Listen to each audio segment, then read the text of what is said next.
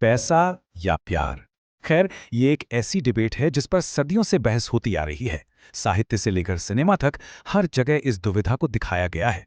लेकिन जरा सोचिए, क्या हो अगर इस सदियों पुराने दार्शनिक सवाल को महज 20 सेकंड की एक छोटी सी बातचीत में समेट दिया जाए।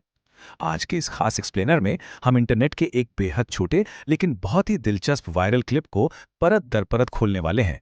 एक ऐसा पल जो न केवल लोगों को हंसाता है, बल्कि इंसानी बातचीत और उम्मीदों से खेलने की कला का एक बेहतरीन उदाहरण भी पेश करता है। तो आज हम इस वायरल दुविधा का विश्लेषण करने वाले हैं, या यूं कहें कि एक कॉमेडी ट्विस्ट को डीकंस्ट्रक्ट करेंगे। हमारा मकसद किसी एक पक्ष को सही या गलत ठहराना बिल्कुल नहीं है, बल्कि हम बस इस बात को बारीकी से समझेंगे कि एक छोटी सी बातचीत में हास्य यानी कॉमेडी आखिर कैसे पैदा की जाती है। हम उस 20 सेकंड के शॉट को बिल्कुल धीमी गति में एक एक शब्द के आधार पर समझने की कोशिश करेंगे। तो चलिए, कॉमेडी की इस दिलचस्प संरचना की गहराई में उतरते हैं। शुरुआत करते हैं इस पूरे किस्से के पहले हिस्से से, यानी कि पैसों का आरोप। अब जरा इस डायलॉग पर गौर कीजिए। इंटरव्यू लेने वाले की ये कोई आम लाइन नहीं है, बल्कि एक सीधा आरोप है। ये वाक्य आते ही तुरंत ये साफ कर देता है कि इस बातचीत का मुख्य विषय क्या होने वाला है। पैसों को लेकर एक जुनून। ये एक तरह का सीधा हमला है, जो सामने वाले को एक ही झटके में कटघरे में खड़ा कर देता है और सुनने वालों की दिलचस्पी एकदम से बढ़ा देता है कि भाई अब इसका जवाब क्या आएगा। और इस पर उनका रिएक्शन देखिए। यश तुरंत अपना बचाव करते हैं। वो एक पल की भी देरी किए बिना इस बात से खुद को अलग करने की कोशिश करते हैं। उनका ये इनकार करना एकदम डिफेंसिव कदम है। वो सीधे तौर पर आरोप को खारिज करते हैं, जिससे ऐसा लगता है कि वो अपनी इमेज को लेकर बहुत कॉन्शियस हैं और खुद को पैसे के पीछे भागने वाले इंसान के रूप में बिल्कुल नहीं दिखाना चाहते। लेकिन तभी बैकग्राउंड से आती है एक और आवाज। ये जो छोटी सी दखलंदाजी है ना, ये बातचीत में एक नया ही टेंशन पैदा कर देती है।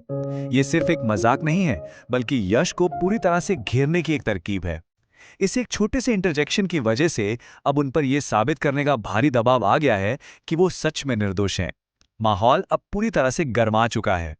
और यहीं से जन्म लेती है हमारी अगली कड़ी, यानी सबसे बड़ी दुविधा, पैसा बनाम प्यार। इंटरव्यू लेने वाला अब यश को भागने का कोई रास्ता ही नहीं देता। उनके सामने एक बहुत ही क्लियर और मुश्किल विकल्प रख दिया जाता है। एक तरफ पैसा और दूसरी तरफ लड़की, यानी प्यार। ये समाज की वही सबसे पुरानी और क्लासिक डिबेट है, दौलत चुने या मोहब्बत। इस सवाल को इस तरह से पेश किया जाता है कि इसका कोई भी सीधा जवाब किसी ना किसी को तो नाराज करेगा ही। ये एक बेहतरीन जाल है जिसे बहुत ही चतुराई से बुना गया है। यहीं पर एंट्री होती है कहानी के तीसरे पहलू की, जिसे हम कहते हैं दार्शनिक भटकाव। अब जरा उनके इस जवाब को सुनिए। उन्होंने अपनी टोन एकदम चेंज कर ली है।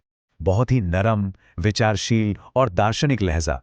ये एक बेहद चौंकाने वाला मोड़ है। जिस इंसान पर अभी अभी पैसों के पीछे भागने का आरोप लग रहा था, वो अचानक जीवन के गहरे अर्थ और रोमांस की बातें करने लगा है। जिंदगी में एक टाइम के आने के बाद जैसे शब्दों का इस्तेमाल करके वो एक अलग ही मैच्योरिटी दिखा रहे हैं। ये जवाब इतना आदर्शवादी है कि एक पल के लिए ये यकीन करना मुश्किल हो जाता है कि ये वही इंसान है। और वैसे देखा जाए तो कॉमेडी में इसी को मिसडायरेक्शन या भटकाव कहते हैं।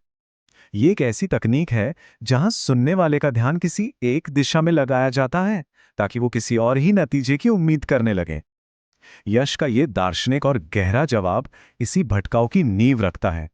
हम सबको लगने लगता है कि शायद इस इंसान ने सच में पैसों से ऊपर उठकर प्यार का महत्व समझ लिया है। और इस मिस डायरेक्शन का असर देखिए। इंटरव्यू लेने वाली भी पूरी तरह से इस जाल में फंस जाती हैं। वो इस दार्शनिक मोड़ पर पूरी तरह से भरोसा कर लेती हैं और अपनी सहमति भी जता देती हैं।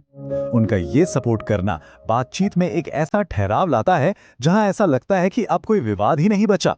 लेकिन असल में ये उस बड़े कॉमेडी ट्रैप का आखिरी हिस्सा है जो बिल्कुल तैयार हो चुका है। अब आते हैं सबसे मजेदार हिस्से पर, कॉमेडी का असली ट्विस्ट। अगर हम इस कॉमिक टाइमिंग को थोड़ा टेक्निकल होकर तोड़ें तो इसके 3 बहुत ही परफेक्ट स्टेप्स हैं। पहला कदम, ये मान लेना कि जीवन में प्यार जरूरी है। दूसरा कदम, बहुत ही चतुराई से ये कहना कि ये कुछ लोगों के लिए जरूरी है, जिससे एक खास ग्रुप बन जाता है। और तीसरा और सबसे खतरनाक कदम, अचानक खुद को उस पूरे ग्रुप से एक झटके में बाहर निकाल लेना। ये इस बात का एक मास्टर क्लास है कि कैसे शब्दों के जाल से उम्मीदों को पलटा जाता है। तो हुआ क्या? जो कहा जा रहा है और जो उसका असली मतलब है, उसके बीच जमीन आसमान का फर्क है। जब कहा जाता है पैसा ही सब कुछ नहीं होता, तो ये सुनने में कितना रोमांटिक लगता है ना। कुछ लोगों को प्यार भी चाहिए, ये भी काफी सिंपैथी भरा लगता है। लेकिन फिर आता है बाउंसर। मैं उन कुछ लोगों में से नहीं हूं। मतलब साफ हो गया कि वो शुरुआती आरोप बिल्कुल सही था। इन भाई साहब को सिर्फ पैसों से ही मतलब है। उन्होंने प्यार की अहमियत को नकारा नहीं, बस खुद को उस पूरे इक्वेशन से बेहद सफाई के साथ बाहर कर लिया। और ये है वो असली पंचलाइन, बिना किसी माफी, बिना किसी शर्मिंदगी के, एकदम बेबाक। वक्ता ने पहले एक आदर्शवादी दुनिया की तारीफ की और फिर बिना किसी हिचकिचाहट के खुद को उस दुनिया से अलग कर लिया। अपने स्वार्थ के प्रति ऐसी अटूट ईमानदारी ही इस पूरे मोमेंट को इतना ज्यादा फनी बनाती है। खैर, इंटरनेट पर मौजूद ये छोटा सा क्लिप आग की तरह सिर्फ इसलिए फैला क्योंकि ये महज 20 सेकंड के अंदर एक पूरी कहानी को पलटने की कला में माहिर है। ये साबित करता है कि आपको हंसाने के लिए हमेशा लंबे चुटकुलों की जरूरत नहीं होती। बातचीत की गति, शब्दों का सही चुनाव और दिमाग के साथ थोड़ा सा खेल, और लीजिए, एक बहुत ही गहरी और तेज संरचना वाला मजाक तैयार है। ये महज संयोग नहीं है, ये शब्दों की बेहतरीन बाजीगरी है। तो हमारा ये एक्सप्लेनर एक बहुत ही गहरा सवाल छोड़कर जाता है। आधुनिक डिजिटल कॉमेडी के इस तेज तर्रार दौर में, जहां लोगों का ध्यान खींचने का समय बहुत कम है, असली प्रतिभा कहाँ छिपी है? क्या वो उस शुरुआती दार्शनिक जाल को बुनने में है जो हमें उम्मीदों से भर देता है, या फिर उस आखिरी बेबाक सच में जो सारी उम्मीदों को चकनाचूर कर देता है? या शायद इन दोनों के बीच का ये जो शानदार तालमेल है ना, वही एक आम सी बातचीत को एक वायरल कॉमेडी में बदल देता है। यकीनन ये एक सोचने वाला विषय है।